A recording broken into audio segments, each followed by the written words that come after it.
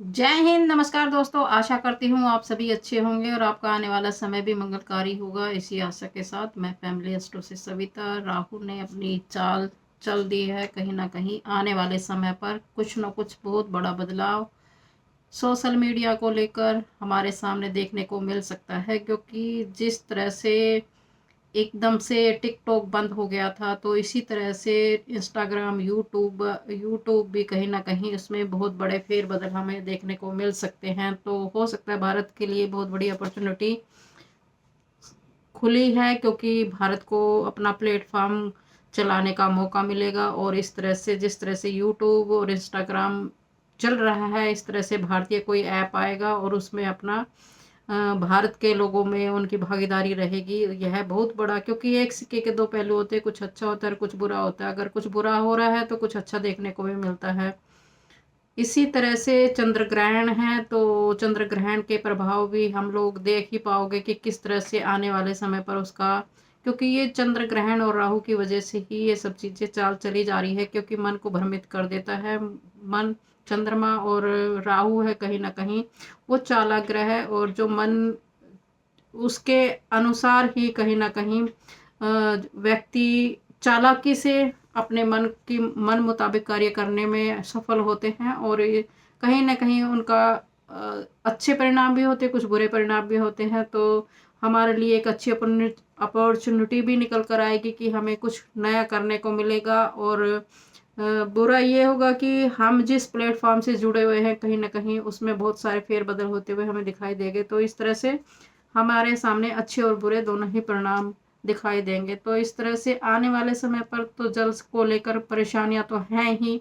खास तौर से चंद्र ग्रहण में सभी को सावधानी रखने की ज़रूरत है, क्योंकि यह भारत में दिखाई देगा और एशियाई देशों में उसका प्रभाव होता हुआ दिखाई देगा। इसी के फलस्वरूप इंसानी जगत को कहीं ना कहीं उन सब चीज़ों का सामना करना पड़ सकता है कि उनके मन विचलित हो सकते हैं। कहीं ना कहीं परिवार में हम सभी को एक सामंजस्य बनाने की ज़रूरत है। छोटी छोटी बातों को लेकर कहीं ना बड़ा विवाद ना करें, क्योंकि हम बड़ा विवाद बना देते हैं तो घर में क्लेश उत्पन्न हो जाता है। तो हमें उन सब चीज़ों पर संयम रखने की ज़रूरत है, अपने मन पर काबू रखने की ज़रूरत है। अपने किसी कारण आवेश में आने की ज़रूरत नहीं है। अगर जो लोग थोड़ा मन से पीड़ित है तो उनको परिवारजनों से बातचीत करके अपने मन में कोई दुविधा पर परेशानी है तो उसको, क्योंकि हम एक दूसरे से बातचीत कर कर ही अपनी परेशानी को दूर कर सकते हैं। अपने मन में ही उन चीज़ों को घर कर लेंगे और बड़ा बनाते रहेंगे तो हमारे लिए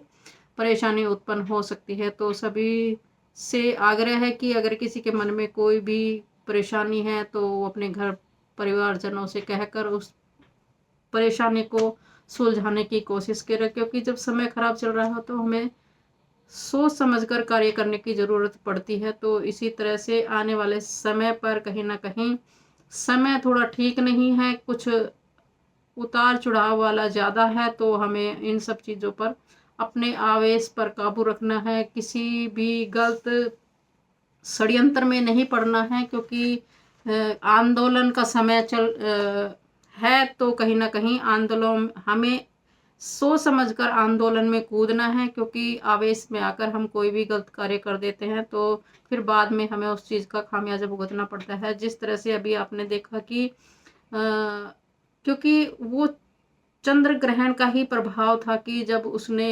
मोदी जी की माता जी के बारे में अपशब्द कहे, और उसका कितना बड़ा बवाल हमें देखने को मिला। देश में बंद का भी, बिहार में बंद का आह्वान किया उन्होंने और जगह जगह पर उसका आक्रोश दिखाई दिया। तो इस तरह से हमें अपने मन पर कंट्रोल कर कर कोई भी बात बोलनी है। हमें इस तरह से आवेश में आकर कोई भी बात नहीं बोलनी है, क्योंकि 16 सितंबर से सूर्य और शनि सप्तक योग भी बन रहा है। तो कहीं ना कहीं राजा और जनता के बीच में विद्रोह की संभावनाएं दिखाई दे रही है। तो हमें उन सब चीज़ों से राजाओं को भी थोड़ा सा कंट्रोल करने की ज़रूरत है कि वो जनता के हितों को लेकर कुछ कानून लेकर आए या जनता के हितों की ही बात करें, क्योंकि राजा किस लिए होता है? जनता के हित के लिए होता है। अगर वो जनता के हित में कार्य नहीं करते तो जनता कहीं ना कहीं आक्रोश में आती है और आंदोलन के लिए कार्य करती है। आपने देखा कि किस तरह से यूपी में कहीं ना कहीं एक